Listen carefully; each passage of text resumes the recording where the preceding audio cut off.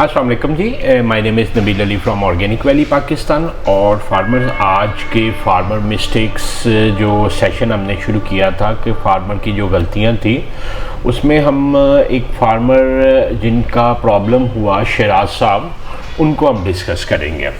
शराज साहब सियालकोट से हमारे फार्मर हैं। उन्होंने 100 चूज़ा बुक करवाया था और पहले हम देखते हैं कि इनका सेटअप किस तरह का था।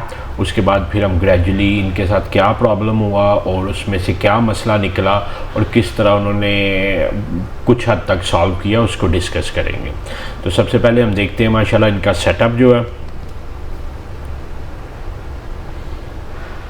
अस्सलाम वालेकुम नबील भाई, क्या हाल चाल है भाई? ये देखें हैं सेटअप, ये मैंने तैयारी की है, ये हमने छत पे किया हुआ सिस्टम।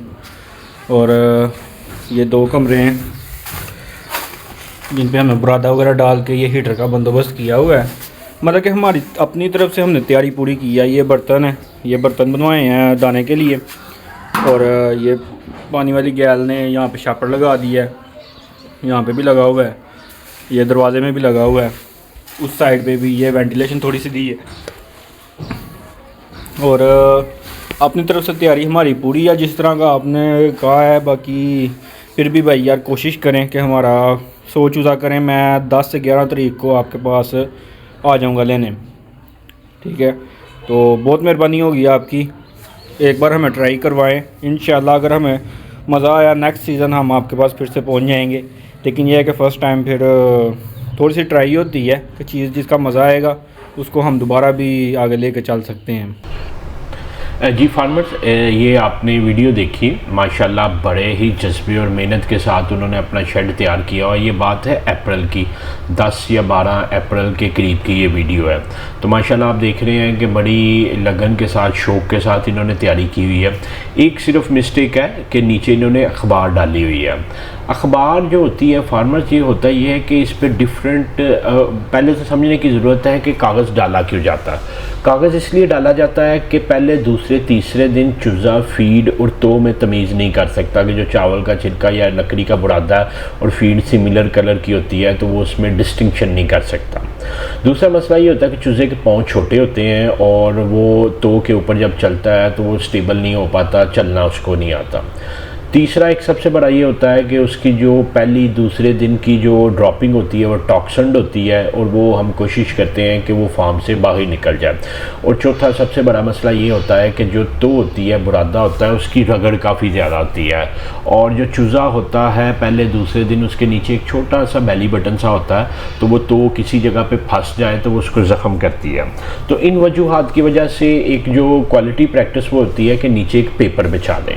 अब जब आप अखबार का पेपर बिछाते हैं तो 2 प्रॉब्लम होते हैं। एक प्रॉब्लम ये होता है कि इस पर डिफरेंट वर्डिंग लिखी होती है और चूज़ा कंफ्यूज रहता है, वो फीड को सर्च ही नहीं कर पाता।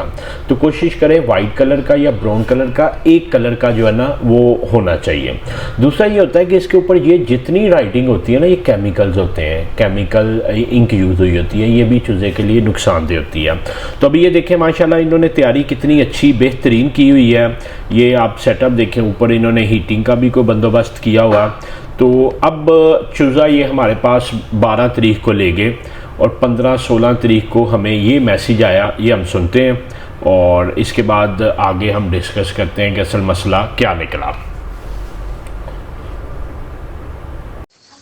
अस्सलाम वालेकुम भाई, क्या हाल चाल है? कैसी सेहत तबीयत है?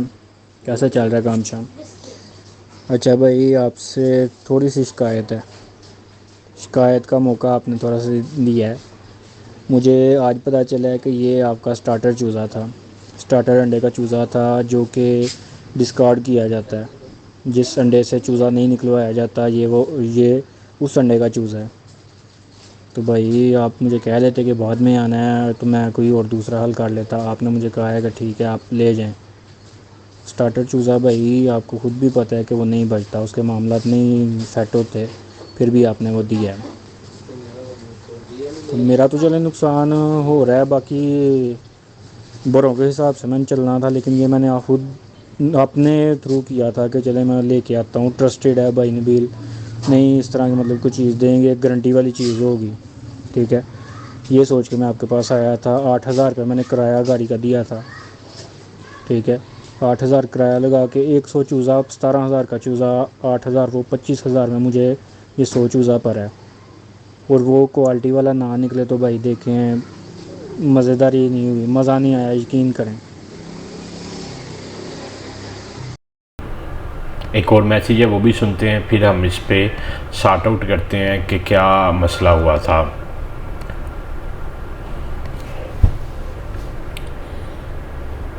यहाँ पे मेरी भी थोड़ी सी गलती है, ये नहीं कि मेरी गलती नहीं है भाई। मैंने आपको कहा था मुझे 10-11 तक चाहिए, आप मुझे एक बार बताते ना कि यार अभी वो वाला चूज़ा नहीं आया, ये स्टार्टिंग वाला चूज़ा है, स्टार्टर अंडे का है। आपने खुद भी वीडियो में कहा होगा कि स्टार्टर अंडे का चूज़ा जो है कंपनी कहती है कि डिस्कार्ड कर दिया जाए, लेकिन फिर भी हम इसको थोड़ा सा चलाते हैं।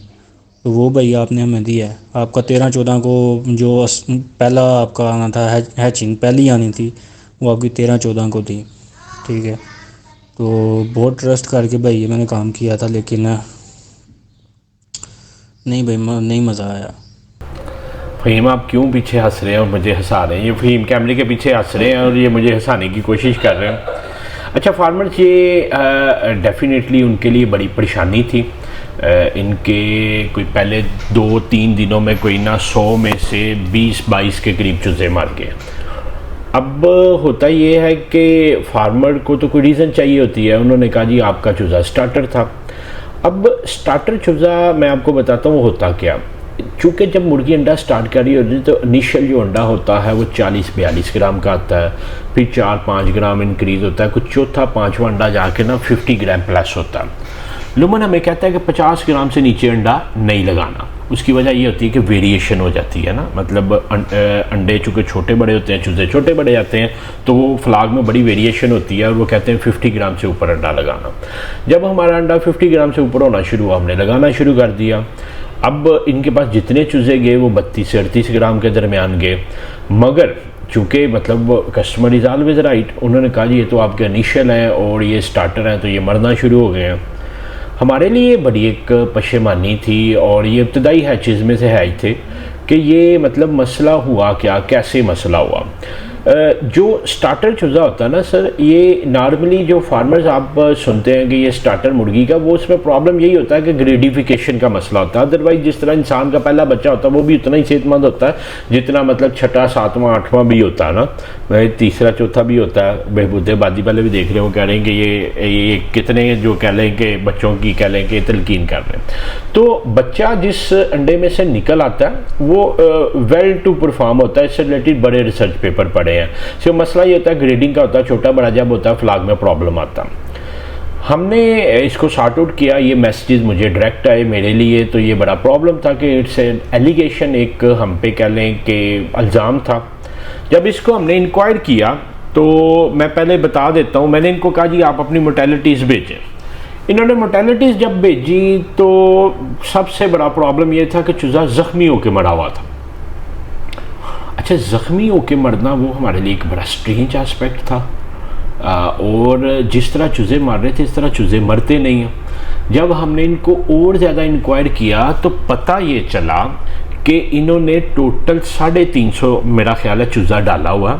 उस 350 चूज़े में 100 चूज़ा लुमन मुर्गी है, लुमन ब्राउन है, 250 चूज़ा एस्ट्रोलाब है, और वो 250 चूज़े में डेफिनेटली 125 मुर्गा है। अब एस्ट्रोलाब को हमसे ज़्यादा कौन जानता है? एस्ट्रोलाब तो इतना ज़्यादा अग्रेसिव बर्ड है। फ़हीम आप ना से यार, वाकई मैं कहता हूँ, मैं वो वाला नहीं कह रहा कि वेस्ट को मेरे से ज़्यादा कोई नहीं जानता। एस्ट्रोलाब को पाकिस्तान में मैं समझता हूँ कि जो सबसे ज़्यादा जानने वाले लोग हैं। एस्ट्रोलाब इतना जालिम जानवर है, ये एक दूसरे को मार के दूसरों को खा जाते हैं। उसकी वजह ये होती है कि ये एक लीथल जीन होता है, इन ब्रीडिंग हुई होती है, अगेंस्ट नेचर होता है, तो ये बड़ा ही जालिम जानवर होता है। हमने ऐसे एग्जांपल्स भी देखी कि ये उसकी बैक साइड पे हिट करके उसको ज़ख्मी करके पीछे से खा जाया करते थे ना। तो ये बहुत बहुत अग्रेसिव जानवर है और ये मतलब शेड की छतों पे चढ़ा होता है और 8-10 मुर्गे तो डेली लड़के मरा करते थे, मुर्गी को भी ज़ख्मी कर दिया करते थे। जब हमने इनसे इंक्वायर किया तो पता चला कि उसमें 250 एस्ट्रोलाब है और 100 ये मुर्गी है। फिर ये हमने इनको रिक्वेस्ट की कि खुदारा आप एस्ट्रोलैब और इनको अलग करें ताकि ये चूज़ा कंफर्टेबल हो। और दूसरा ये कि सर समझने की ज़रूरत है फार्मर्स, जो एस्ट्रोलैब है ना, इट्स इंडिजिनस ब्रीड ना, लोकल ब्रीड है, इसकी कोई FCR नहीं होती, ये फीड बहुत ज़्यादा खाता है, अग्रेसिव होता है और ये ओवरकम कर जाता है। जो लूमन है ये बड़ी एक पीसफुल और काम बर्ड है ना, तो ये जब उन बर्ड्स के साथ, इवन एस्ट्रोलैब की मुर्गी के साथ भी इन्होंने रखा हुआ है, अभी वो इन्होंने हमारी पूरी बात नहीं मानी, तो ये अंडर ग्रोथ ही रहेगा क्योंकि वो अग्रेसिव बर्ड है, वो क्लेवर है, तेज़ है, मारदार भी उनमें बहुत ज़्यादा होती है, तो वो ओवरकम करेंगे। ये फिर हमने जब इसको सॉर्ट आउट किया तो ये फिर उन्होंने वीडियो बना के भेजी।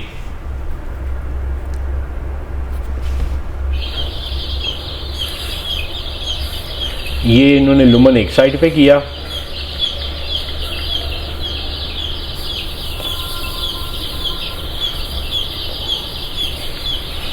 और ये फिर एस्ट्रोलैब सेकंड पार्टीशन में इन्होंने किया ना।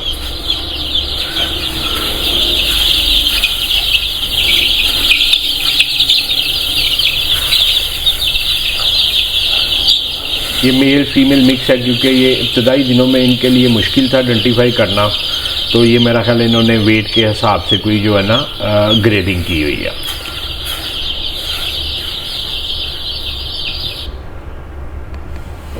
ये कुछ दिनों की बात की है वीडियो। माशाल्लाह अब काफ़ी एक्टिव हैं।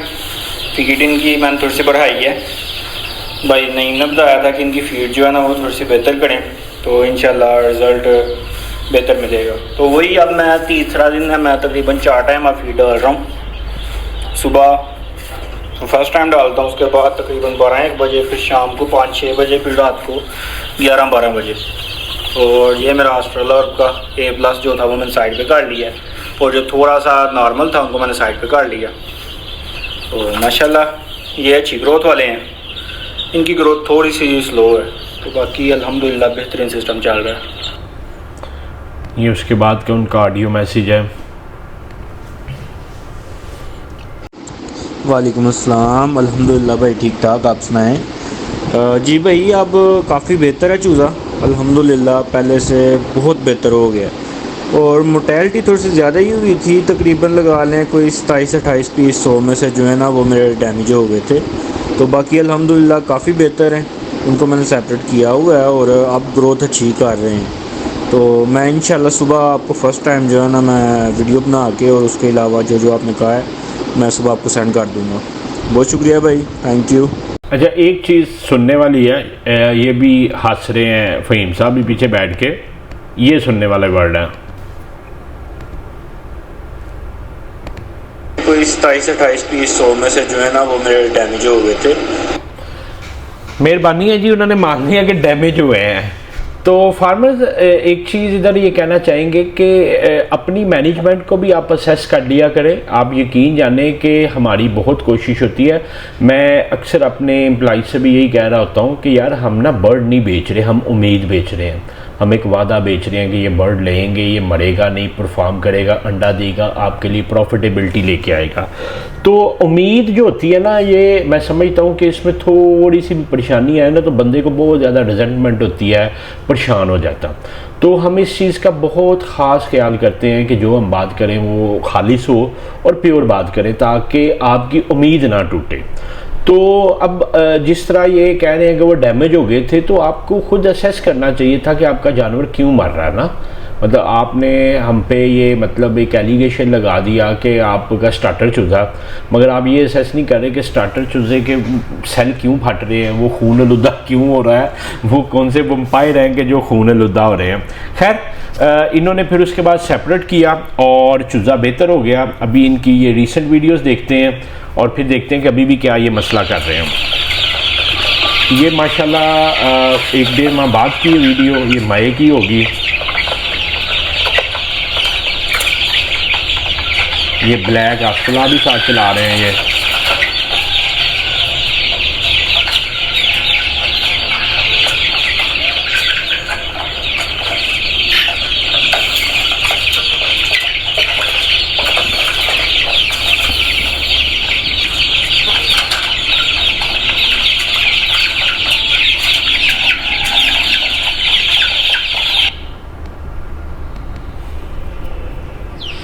ये मुर्गों का है, ये सारे मुर्गे मैंने इधर कर दिए हुए हैं, जितने भी मुर्गे हैं ना ये सब बीच में से मैंने निकाल दिए हुए हैं। और जो मुर्गियों वाला है वो ये वाला है, ये इनको ओपन एरिया दिया हुआ है और वो अंदर जानवर माशाल्लाह तकरीबन मुर्गा बीच में कोई एक होगा भी तो वो भी मैं दिन ब दिन निकाल देता हूँ, जो मुझे नज़र आ जाता है ना वो रात को मैं निकाल देता हूँ, तो इंशाल्लाह। अच्छा फार्मर्स, एक तो हमने इनको कहा था कि एस्ट्रोलैब को अलग कर दे। सबसे पहली चीज़ आपको बताते हैं कि दो उम्र का ब्रीड, सेम ब्रीड, अगर आपके पास लुमन भी है तो दो डिफरेंट एज का इकट्ठा नहीं होना चाहिए, क्योंकि दोनों की इम्यूनिटीज़ में फ़र्क होता है। दो डिफरेंट जेनेटिक्स बेशक सेम एज के हों, ये इकट्ठे नहीं हो सकते। उसकी वजह ये है कि जो लुमन है इसके माँ बाप को, इसके दादा दादी को, इसके परदादा परदादी को क्या वैक्सीनेशन हुई हैं, किस तरह उन्होंने मॉडिफाई किया हुआ। सबसे ऊपर प्योर लाइंस होती हैं, फिर ग्रैंड पेरेंट्स होते हैं, फिर ग्रैंड पेरेंट्स होते हैं, फिर पीएस होता है, फिर आपके पास कमर्शियल चूजा पहुंचता है। तो ये एक मल्टीप्लिकेशन होती है पूरी एक चेन की। अब जो एस्ट्रोलैब इन्होंने साथ रखा हुआ है, हमने खुद एस्ट्रोलैब बड़ा रखा, उनकी साथ पुश्तों में भी वो वैक्सीनेशंस नहीं होती जो ब्रीडिंग की वैक्सीनेशंस होती हैं। अब एक तो उनकी परफॉर्मेंस वो नहीं होती, दूसरा वो वायरसेस के ना कैरियर्स होते हैं, मतलब वायरसेस को अपने पास रखते हैं, बीमारी खुद को लगवाते हैं और वायरस को ग्रो करवा के स्प्रेड आउट करते हैं। फॉर एग्जांपल एक वैक्सीनेटेड नॉन वैक्सीनेटेड बर्ड्स को अगर सेम वायरस आप इंडक्ट करेंगे तो वैक्सीनेटेड जो होगा वो बच जाएगा, अच्छा परफॉर्म करेगा। जो नॉन वैक्सीनेटेड होगा उस पर हमला ज़्यादा होगा और वो अपने अंदर वायरसेस को रख के इन्वायरमेंट को और ज़्यादा पॉपुलेटेड करेगा। अब उन्होंने मगर मतलब कस्टमर इज़ ऑलवेज राइट, कह लें कस्टमर हमेशा ठीक होते हैं, तो उनको कहा भी था कि एस्ट्रोलैब को अलग कर दें। अब उन्होंने मुर्गी फिर साथ रखी हुई है। अब प्रॉब्लम ये होगा कि जो एस्ट्रोलैब की मुर्गी है वो अग्रेसिव होती है, वो खान साहब ने एक दफ़ा कहा था स्टैग्नेंट ग्रोथ है, कि इनकी दिमाग की ग्रोथ रुकी हुई है। अब इनका जो लुमन होगा ना वो स्टैग्नेंट हो जाएगा, स्टंट ग्रोथ उन्होंने वर्ड यूज़ किया था कि स्लो ग्रोथ हो जाएगी ना, वो अपनी मतलब फीड की इनपुट पूरी नहीं कर सकेंगे, एस्ट्रोलैब उस पर ओवरकम रहेगा, वो ज़्यादा फीड खाता है। हमने जो ऑब्जर्व किया था 12-13 किलो फीड खा के अंडे पे आता था एस्ट्रोलैब, और लुमन 7-7.5 किलो खा के आता। अब इन्होंने डालनी तो सेम फीड है, तो एस्ट्रोलैब ने ज़्यादा खानी है, फिर इन्होंने कहना जी एस्ट्रोलैब तो बहुत अच्छा ग्रो करता है मगर लुमन अच्छी ग्रोथ नहीं करता। तो ये अब मतलब अनकरीब मुझे शराज साहब ज़रूर ये बात कहेंगे और हम उसको सुनने के लिए भी तैयार हैं, मगर आपके नॉलेज में लाने के लिए ज़रूरी ये था कि सेम ब्रीड डिफरेंट ब्रीड्स को कभी इकट्ठा ना रखें, और मेल तो बिल्कुल लुमन में नहीं होता क्योंकि वो अग्रेसिव होता है। तो ये एक मिस्टेक्स थी जिससे शराज साहब ने सीखा, हमने भी सीखा, तो मैंने कहा था ये आप तक पहुंचा दें। बाकी इस तरह की मिस्टेक्स जो फार्मर्स कर रहे हैं उनको हम आपसे शेयर करते रहेंगे। आपका भी अगर कोई सवाल हो तो नीचे दिए गए नंबर 0300 9641 990 पे आप व्हाट्सएप करें। इंशाल्लाह we will try our level best के जो हमें बेहतर पता वो आप तक पहुंचाते रहें। आपका वीडियो देखने का बहुत शुक्रिया।